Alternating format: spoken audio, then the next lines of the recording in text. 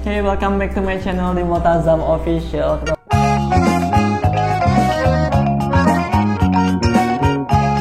Hey, welcome back to my channel di Multazam Official. Ketemu lagi bareng aku Ivalde Fahmi. Hari ini aku mau bahas bagaimana cara membangun sebuah bimbingan belajar. Oke teman-teman semua, sebelum menyaksikan video ini jangan lupa like, comment, dan subscribe channel ini serta klik tombol loncengnya ya untuk mendapatkan notifikasi video-video selanjutnya. By the way, dengan teman-teman yang udah subscribe dan like channel ini, artinya teman-teman sudah membantu berkembang channel ini.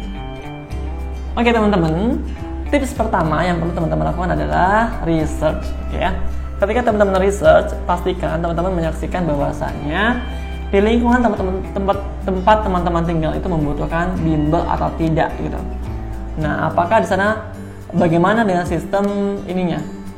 Pekerjaan orang tua, kemudian kebutuhan anak, kemudian sekolahnya, apakah di sana benar-benar membutuhkan bimbel atau tidak? Nah, kebetulan ketika aku research ya, ketika aku membangun bimbel, itu aku tinggal di lingkungan yang full sekolah. Kemudian di sini, khususnya di Batam ini adalah orang tua bekerja sebagai pegawai swasta atau pegawai negeri, artinya mereka tidak punya banyak waktu dalam membimbing anak, khususnya dalam proses pendidikan. Sehingga banyak di sini kan banyak nih yang pegawai-pegawai swasta yang bekerja sampai malam, itu sehingga sampai rumah udah capek, artinya butuh pendampingan dalam proses pembelajaran. Nah, aku tuh research, artinya aku dapat peluang untuk bisa membangun bimbel di sana. Kemudian setelah teman-teman research, apa sih tahap selanjutnya? Lakukanlah dari hal yang paling sederhana. Apa sih contohnya gitu? Contohnya adalah dengan membuat privat. Nah, teman-teman bisa terima jasa privat karena jasa privat ini kan bisnis tanpa modal. Teman-teman hanya butuh keahlian di sini. Nah, kalau teman-teman belum punya keahlian, teman-teman bisa mulai dengan belajar terlebih dahulu. Dulu pengalaman aku, sebenarnya aku juga nggak jago-jago banget gitu. Aku mulai dari sejak kuliah ya. Kuliah itu aku mulai ngajar privat.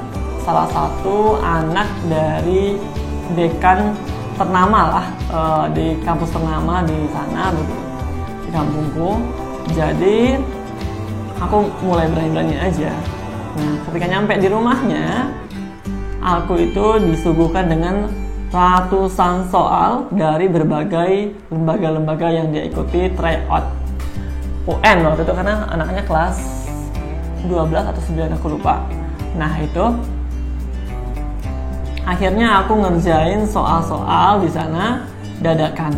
Coba bayangin, karena statusnya masih mahasiswa, masih banyak butuh belajar ilmu, belum pernah ngerasain namanya praktek lapangan juga buat ngajar. Nah, setelah itu aku nyampe sana agak-agak bingung karena ada orang tuanya tuh yang nungguin belajar, tapi dengan PD-nya aku cuma jadi orang yang sok pinter doang. Jadi aku bilang sama si anak, kalau kamu ingin mengerjakan soal dalam UN, artinya kamu harus mengerti dulu. Soal UN itu adalah 40, kemudian waktu yang diberikan adalah 120 menit. Artinya ketika 120 menit itu dibagi 40, kamu hanya punya waktu 3 menit dalam satu soal. Wow, keren dong dengan ucapan-ucapan seperti itu. Artinya aku udah punya analisa yang bagus dalam pengerjaan soal. Padahal ecek-eceknya gitu doang. Aku bilang gitu, artinya kamu tidak boleh lebih dari 3 menit dalam mengerjakan soal. Lalu trik apa yang kamu butuhkan? Aku bilang gitu nih dengan sok-sok keren gitu. Aku bilang, kamu kerjakan dari soal-soal yang paling mudah terlebih dahulu gitu. Kebayang kan teman-teman semua, kalau yang namanya matematika itu kita ngajar 10 menit itu 10 soal itu udah habis waktu sejam lebih gitu buat ngajarin anak-anak. Jadi aku beri nih soal itu, aku buka-buka, aku lihat, aku analisa gitu kan, mana sih yang paling gampang, itu yang aku ajarin. Jadi aku ajarin sama anak, nah berarti kamu yang kamu kerjakan yang bagian ini, bagian ini, bagian ini, bagian ini. Nah, itu nggak terasa waktunya udah habis. Dan ketika waktunya habis, aku bilang ke anak gini, ini abang pinjam dulu ya kertasnya, nanti abang pelajari, terus kita bahas ulang gitu. Jadi aku pinjam nih satu kertas, dari banyak kertas aku punya satu kertas. Ini nyampe di kampus, aku bahas tuh sama teman-teman bareng-bareng. Mana yang aku nggak bisa, aku bahas. Jadi ketika nyampe di sana, di rumahnya lagi keesokan harinya itu,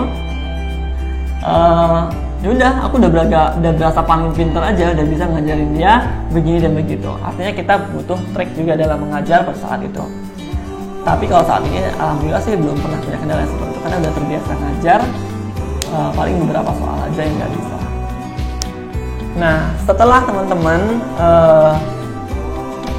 buka hal-hal yang paling sederhana kayak privat, baru pikirkan ya cara membuka bimbel dan segala macamnya.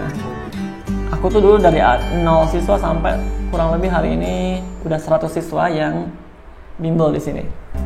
Nah, kemudian setelah itu teman-teman apa sih step selanjutnya? Yaitu adalah membuktikan kualitas begitu. Teman-teman harus membuktikan kualitas kinerja teman-teman semua, bahwasannya output dari yang teman-teman yang lakukan itu, teman-teman ajarkan itu harus berhasil begitu. Jangan sampai nggak berhasil, itu udah fail banget kalau teman-teman nggak berhasil karena baru merintis tapi nggak berhasil. Jadi diusahakan dimaksimalkan anak itu berhasil begitu. Jadi aku tuh pernah waktu nyampe di sini di Batam ini disuguhkan siswa yang nilai tryout-nya itu paling rendah di sekolah itu.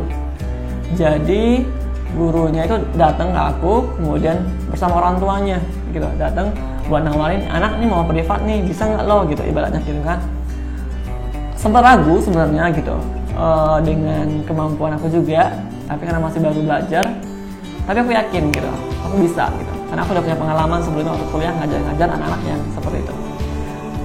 Nah, ketika aku ajar, ternyata si anak itu dengan tryout selanjutnya itu dia menjadi anak yang paling bagus di kelasnya pada saat itu.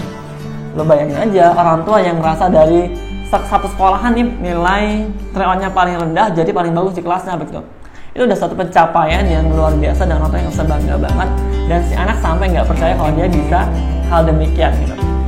Nah, maklum lah ibu-ibu ya, kalau ibu-ibu kan suka promosi, suka ngomong sana dan sini. Akhirnya si ibu itu promosiin ke temennya jadi banyak deh siswa. Nah, setelah punya kualitas, artinya kita punya kemampuan dalam meng-create si anak menjadi anak yang oke, yang unggul, yang sukses, itu udah suatu kepuasan banget buat orang tua, buat keluarganya. Nah, itu dengan sendirinya akan terpromosikan dengan baik.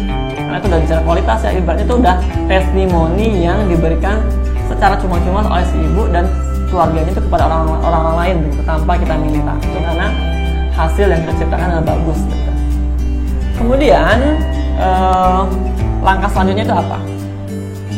Promosi. Kenapa aku bilang promosi?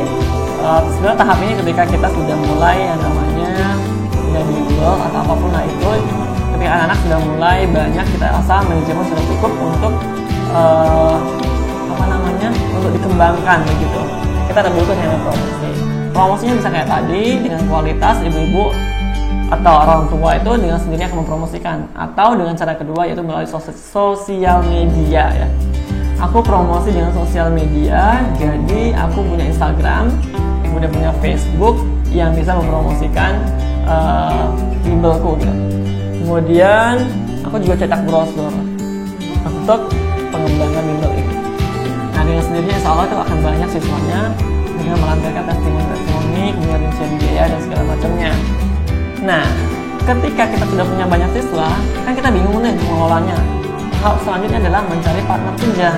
Artinya kita butuh partner kerja yang satu visi dan misi dengan kita, yang dapat mengembangkan bisnis ini secara bersama gitu.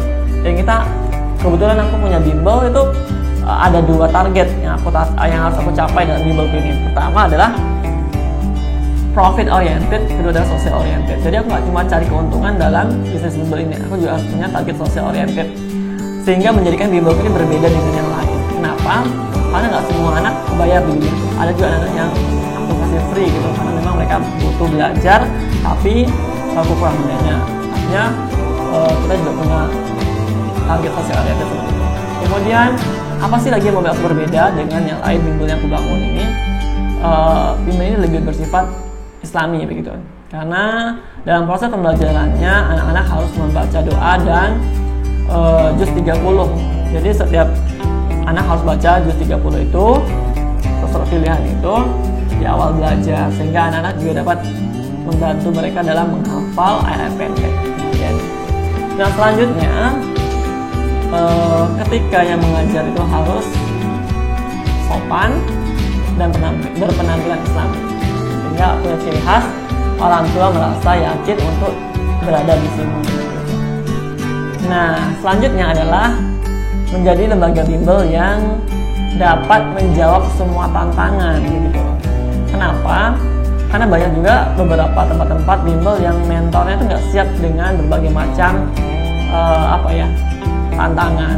Ketika anak bawa soal, si mentor nggak paham. Nah, bagaimana hal-hal demikian itu harus terminimalisir. Artinya kita sebagai pemilik bimbel, kita harus memikirkan bagaimana mentor-mentor ini mentor-mentor yang berkualitas yang kita pekerjakan gitu ya, yang bekerja dengan kita, yang bekerjasama dengan kita. Dengan cara apa? Membuat mereka adalah pertama yang meyakinkan mereka bahwasanya keilmuan mereka itu bagus begitu. Karena kan kalau aku memang syarat untuk mengajar di sini harus S1 atau mahasiswa boleh, tapi dengan keilmuan yang linear begitu. Aku maunya yang linear. Kalau nggak linear aku nggak mau terima. Kenapa? Karena itu bagian dari kualitas. Kita harus menjaga standar kualitas. Nah, itu harus kita bisa menjawab tantangan tersebut. Dengan cara apa? Memberikan mereka pelatihan, memotivasi mereka bahwasanya mereka juga bisa. Ketika mereka punya kendala, mereka harus cerita ke kita. Jadi kita bisa bantu solusi, mencarikan solusi-solusi tersebut. Nah, aku sih gitu. Bisnis bimbel yang aku bangun sekarang. Jadi aku dari mahasiswa sampai siswa ini aku masih berusaha mengupgrade kemampuan dalam mengelola bisnis bimbel ini. Jadi buat teman-teman yang mau buka bisnis bimbel tapi masih ragu, aku mulai aja. Khususnya teman-teman mahasiswa, karena aku merasa banget pas zaman kuliah itu dengan kita mengajar itu sudah membantu kita dalam segi finansial. Maklum ya mahasiswa tuh butuh banyak support dana buat dana belajar, dana kuliah, sama dana jalan-jalan. Hangout sama teman-teman itu penting ya. Karena kalau aku prinsip itu kerja itu juga tubuh itu butuh yang namanya hak dalam